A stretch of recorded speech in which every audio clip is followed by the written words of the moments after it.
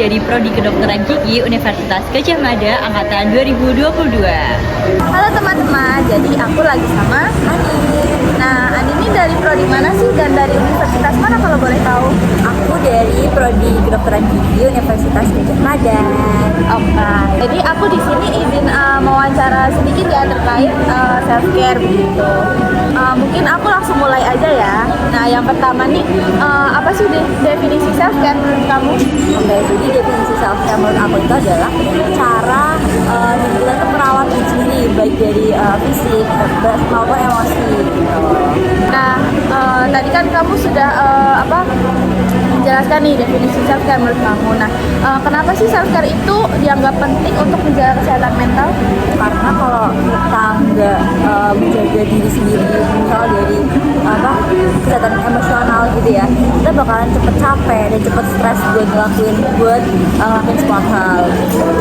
Berarti penting gitu ya, Kak? Penting banget gitu.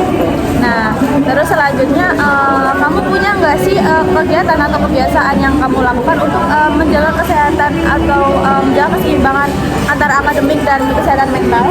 Nah, kalau aku sendiri tuh ada banget. Biasanya aku rutin olahraga sih, cuma kayak seminggu bisa 2-3 kali, tergantung waktunya juga.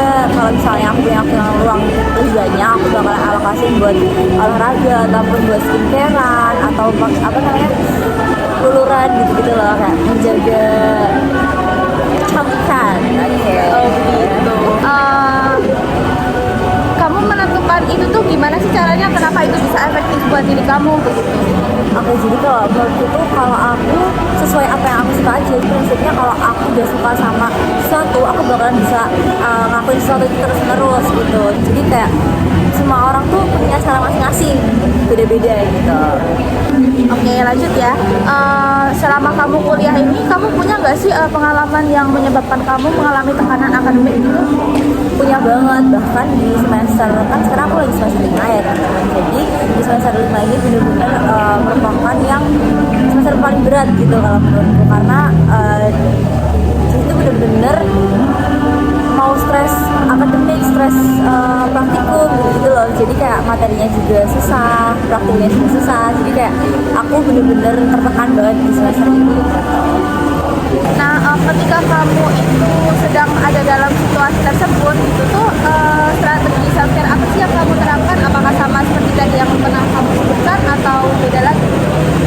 Sejauh ini sama sih ya. Jadi aku tuh kalau misalnya ada waktu luang, biasanya aku pakai buat olahraga. Walaupun aku lagi capek lagi praktikum, tapi aku tetap buat olahraga. Soalnya kalau nggak kayak gitu, aku bakalan bisa stres dan mikir yang enggak gitu loh. Nah, tadi kan kamu sudah menerapkan beberapa strategi self care nih. Nah, terus menurut kamu tuh hasilnya signifikan nggak sih buat kamu? Nah, kalau buat hasilnya sendiri itu menurutku lumayan signifikan. Soalnya itu bikin aku nggak stres juga, bikin aku bisa lebih produktif, bikin aku bisa lebih enjoy ngejalanin hari-hari besoknya gitu. Menurut kamu itu apakah dengan self care aja cukup buat mengatasi tekanan akademik atau ada hal lain sih yang dibutuhkan? Nah, di samping self care itu tuh ada hal lain sih menurut yang yaitu finansial teman-teman. Jadi di zaman sekarang tuh nggak mungkin kalau kita tuh benar-benar free gitu ya, bebas dari finansial. Pasti ada aja yang butuh duit buat ngelakuin sesuatu. Nah, tadi kan kamu bilang nih, kamu semester 5 ini kayak semester yang paling sibuk gitu ya. Kamu tuh pernah nggak sih ngerasa kesulitan atau kayak susah meluangkan waktu buat sekedar melakukan self care? Dan kalau iya tuh penyebabnya apa sih?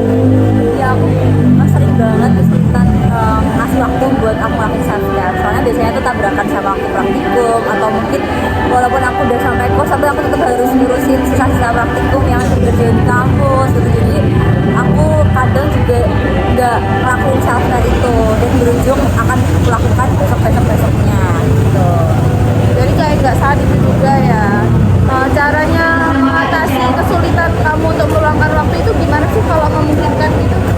Sejujurnya kalau itu nggak mungkin ya, karena sahabatnya itu berasal dari akademik, mana yang berperan di sini kampus gitu ya. Jadi kayak nggak mungkin juga kita mengabaikan urusan kampus buat lebih buat self care gitu.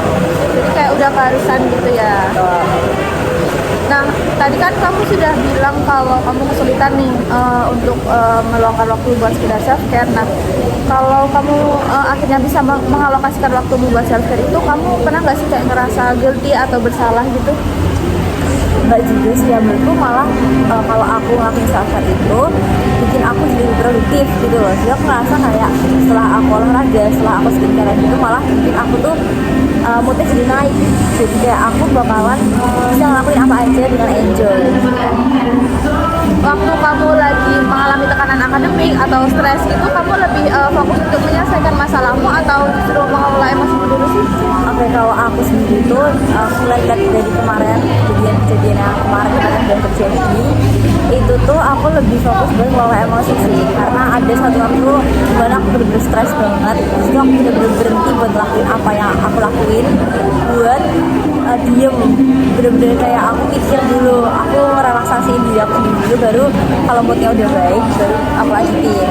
Jadi lebih memilih untuk mengelola emosi dulu ya, baru melanjutkan. Tapi kamu bisa mengkombinasikan dari kedua strategi tersebut nggak sih? Atau kamu justru lebih condong ke salah satu aja? Kalau aku sih lebih condong ke salah satu ya, karena jujur kalau pakai yang problem focus topik itu aku nggak bisa, yang ada aku malah tambah stres gitu. Jadi kayak masalahnya nggak kelar, emosi juga makin berapi-api gitu. Jadi kamu lebih ke satu gitu ya. Nah, menurut kamu tuh strategi mana sih yang lebih efektif untuk menjaga kesehatan mental? Apakah dengan problem focus coping atau emotion focus coping, dan kenapa kamu memilih itu? Oke, jadi kalau aku sendiri itu aku lebih milih buat yang emotion focus coping, tapi tergantung lagi sama pribadinya masing-masing. Jadi kayak semua orang itu nggak bisa sama ratakan. Tadi kan kamu bilang ke kamu ini di UGM ya. Nah, di UGM tuh ada nggak sih program atau fasilitas yang mendukung self care seperti counseling atau ruang relaksasi? Ada banget di UGM itu, setiap fakultasnya ada layanan buat counseling mahasiswanya gitu. Terus di UGM juga ada tempat buat relaksasi, kayak misalnya di UGM punya wisdom park gitu. Biasanya orang-orang pada ke situ atau bahkan rekreasi sama temen-temennya gitu. Nah, tadi kamu bilang nih kalau di UGM itu udah ada fasilitas untuk mendukung self care mahasiswa, yaitu apa sih, ke konselingnya mungkin ya, atau relaksasi seperti wisdom park. Nah, dari fasilitas yang udah kamu sebutkan nih, kamu udah merasa belum sih kalau dukungan dari kampus itu memadai? Kalau iya kenapa, dan kalau enggak tuh juga kenapa? Boleh disebutkan alasannya? Oke, jadi karena aku belum pernah pakai fasilitas dari kampus, aku belum bisa ngomong ini memadai atau enggak ya teman-teman. Tapi mungkin besok kalau misal temen aku dari yang nyoba dan review ke aku bakalan kasih tahu. Menurut kamu tuh langkah apa sih yang bisa dilakukan untuk anak muda atau mahasiswa seperti kita gitu untuk lebih sadar akan pentingnya self care? Oke, jadi untuk kita bisa lebih sadar buat pentingnya self care itu biasanya dimulai dari diri kita sendiri sih. Biasanya tuh kalau misalnya orang itu lagi capek atau lagi ngerasa males-malesan, biasanya dia bakalan sadar nih kalau dirinya dia itu ada yang salah gitu loh. Jadi kayak membutuhkan self care gitu. Nah, menurut kamu nih, apa sih yang bisa dilakukan oleh institusi pendidikan untuk mempermudah mahasiswa untuk menerapkan praktik self care dalam kehidupan sehari-hari? Oke, jadi kalau menurutku setiap kampus itu bisa mengadakan webinar gitu yang mengusulkan tema mengenai pentingnya self care gitu, biar mahasiswanya juga lebih sadar kalau self care itu penting. Oke, jadi mungkin tadi aku lupa ya nyebutin. Jadi kalau di kampusku itu, terutama di fakultasku ya, itu setiap Jumat itu pasti ada dilakuin Jumat sehat, entah itu mau senam atau mungkin jalan sehat gitu sih. Tapi biasanya itu buat dosen sama tendi.